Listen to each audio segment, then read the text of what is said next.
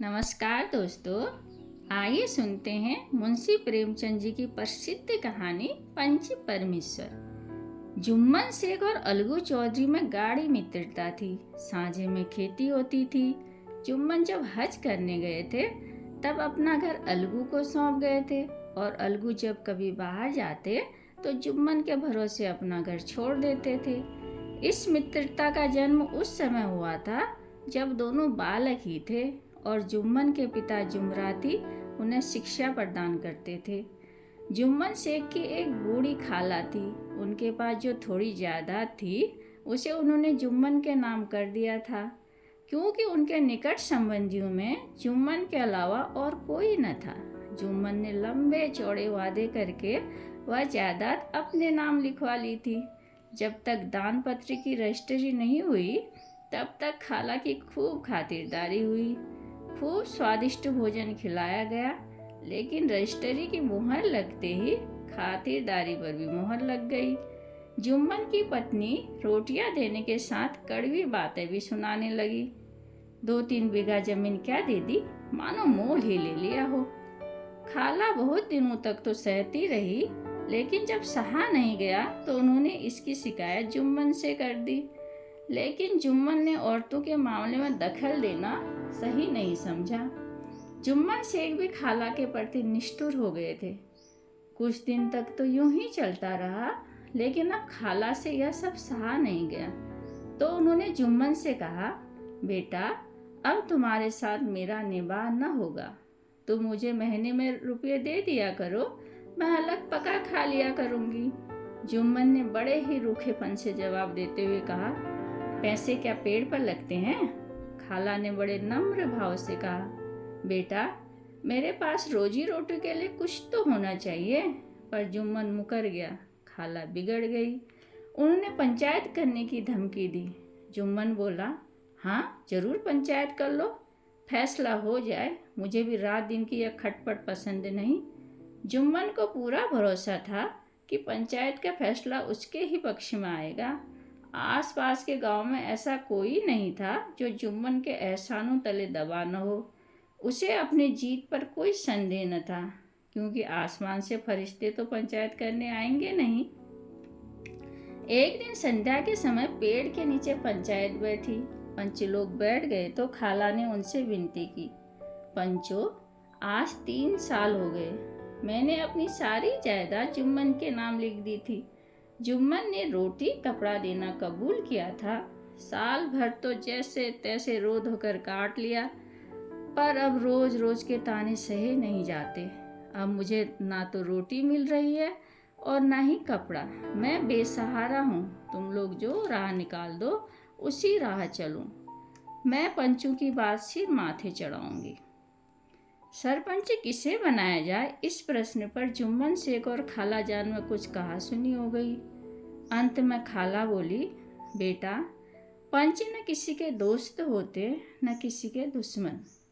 तुम्हारा किसी पर विश्वास न हो तो जानने दो।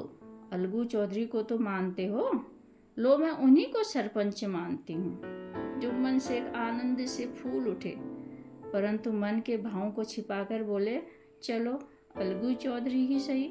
मेरे लिए तो जैसे रामधन वैसे अलगू। अलगू चौधरी बोले, खाला, तुम तो जानती हो कि मैं और जुम्मन बहुत अच्छे दोस्त हैं। तुम किसी और को सरपंच बना लो। इस पर खाला ने गंभीर स्वर में कहा, बेटा, दोस्ती के लिए कोई अपना ईमान तो नहीं बेचता। पंच को खुदा का ही नुमाइंदा होता है। अलगू चौधरी सरपंच बने।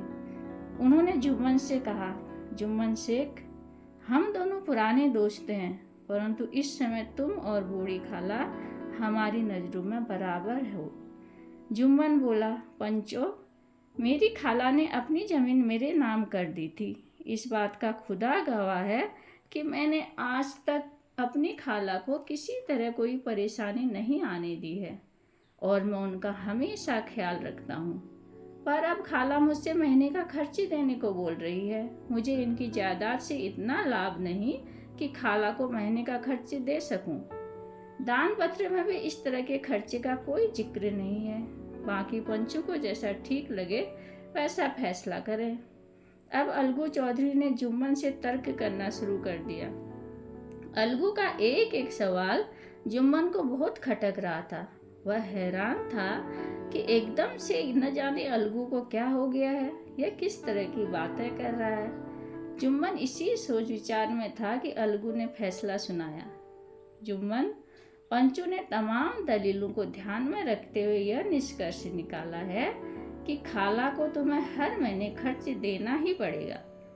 अगर तुम्हें यह फैसला मंजूर नहीं तो जमीन की रजिस्ट्री रद्द समझी जाए। फैसला सुनते ही जुम्मन सन्नाटे में आ गए। उसे यह समझ नहीं आ रहा था कि यह फैसला उसका दोस्त सुना रहा था फिर या कोई दुश्मन। अलगू के फैसले की सभी लोग प्रशंसा कर रहे थे, पर इस फैसले ने अलगू और जुम्मन की दोस्तों की जड़ें हिला दी। जुम्मन को यह फैसला आठों पैर खटक रहा था। वह इस ताक में था कि किस तरह अलगू से बदला लेने का अवसर मिले। ऐसा अवसर जल्दी ही जुम्मन के हाथ आया। अलगू चौधरी बटेसर से बैलों की एक बहुत अच्छी जोड़ी मोल लाए थे, परंतु देव योग से इस जोड़ी का एक बैल मर गया। अब अकेला बैल किस काम का। गांव में समझू साहू थे। उन्होंने 1 महीने में दाम चुकाने का वादा करके चौधरी से बैल खरीद लिया। समझू साहू ने नया बैल पाया तो लगे रगड़ने, न चारे की फिक्र न पानी की। वह इक्का गाड़ी चलाते थे। वह एक दिन में 3-3, 4-4 चक्कर शहर के लगाने लगा। बेचारा बैल दब नहीं ले पाता था कि समझू उसे फिर हाँक देता। रात को बस रूखा सूखा भूसा सामने डाल देता। एक दिन इक्के पर दूना बोझा लाद दिया। बैल ने जोर लगाया, पर वह आधे रास्ते में ही धरती पर गिर पड़ा और ऐसा गिरा कि फिर न उठा। इस घटना को 1 महीने बीत गए। अलगू जब बैल के दाम मांगता तो साहू झल्ला उठता और कहता, मुर्दा बैल दिया था, उस पर दाम मांगने चले हैं। कामचोर और कमजोर बैल थमा दिया। यहाँ हमारी पूरी कमाई लूट गई और तुम अपने पैसे मांगने की पड़ी है। इसी तरह कई बार मांगने पर भी साहू ने बैल का दाम न चुकाया। तब गांव के लोगों ने समझाया, भाई पंचायत कर लो। साहू और अलगू दोनों ने पंचायत के लिए हामी भर दी। उसी पेड़ के नीचे पंचायत शुरू हुई। रामधन ने कहा, चौधरी बोलो किसको पंच मानते हो। अलगू ने कहा, समझू साहू ही इसका निर्णय करें। समझू खड़े हुए और कड़क कर बोले, मैं जुम्मन शेख को पंच चुनता हूँ। जुम्मन का नाम सुनते ही अलगू का कलेजा धक धक करने लगा। फिर भी उसने कहा, ठीक है, मुझे स्वीकार है। जुम्मन ने जैसे ही सरपंच का स्थान ग्रहण किया, उसके मन में यह भाव पैदा हुआ कि मैं इस वक्त न्याय और धर्म के सबसे बड़े आसन पर बैठा हूँ। मैं जो कहूँगा वह अल्लाह की आवाज़ होगी, इसलिए मुझे सत्य के मार्ग पर ही चलना होगा और सत्य से ज्यों भर भी टलना मेरे लिए उचित नहीं है। पंचू ने दोनों से सवाल जवाब शुरू किया। बहुत देर तक दोनों अपने अपने पक्ष का समर्थन करते रहे। अंत में जुम्मन ने फैसला सुनाया। पंचू ने तुम दोनों के मामले पर अच्छी तरह विचार किया और यह निर्णय लिया कि समझू साहू अलगू चौधरी को बैल का पूरा दाम दें। जिस समय उन्होंने बैल खरीदा था उस समय उसे कोई बीमारी नहीं थी।